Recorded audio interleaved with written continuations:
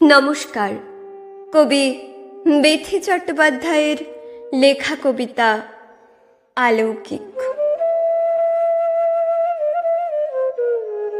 তুমি যদি রবীন্দ্রনাথ হতে, আমি হতাম নতুন বৌঠান। সূর্যাস্ত জোড়াসা কোচ্ছাদে, বৈশাখী ঝড় নতুন বাঁধা গান। তোমার তখন 23-24, তোমার গায়ে পিরান দুধ সাদা। সকাল বেলায় ভৈরবী সুর বাজে, বাঁধানো ঘাটে বজ্রাটিও বাঁধা। নদীর ঘাটে নুয়ে পড়েছে গাছ, জ্যোতি দাদাও ব্যস্ত যথারীতি। সারা দুপুর দুজনে মিলে ভাবি কবিতা লেখার নানান রীতিনীতি।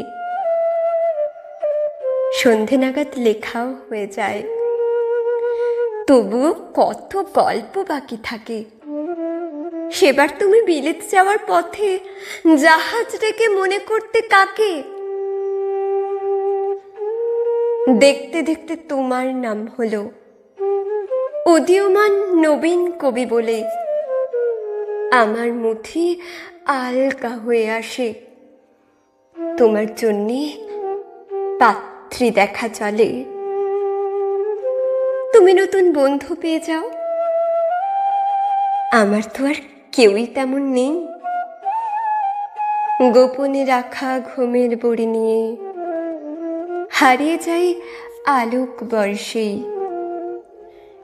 সেই ঘটনার বছর 2-1 বাদে তুমি আমার পরিত্যক্ত ঘরে এসে দেখতে ধুলো জমেছে কাঁচে।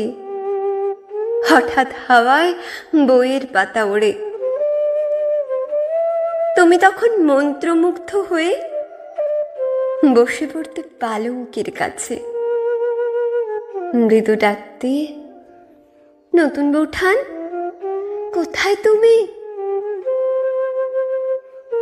বারান্দার কাছে হাত বুলোতে জল ছিটিয়ে দিতে আমি তখন আলোক বর্ষ দূরে একা ঘুরছি আকাশ পথে পথে। শুধুই মেঘ, নবীন মেঘের সুরে। অথচ তুমি জোড়াসাঁকোর ঘরে বসে ভাবছো তোমার বৌঠান কোথায় আছে, সত্যি আছে নাকি?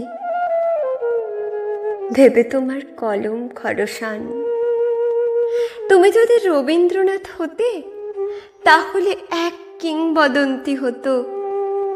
বাংলা ভাষা, বাংলা কবিতায় আমি হতাম কাদম্বরীর মতো।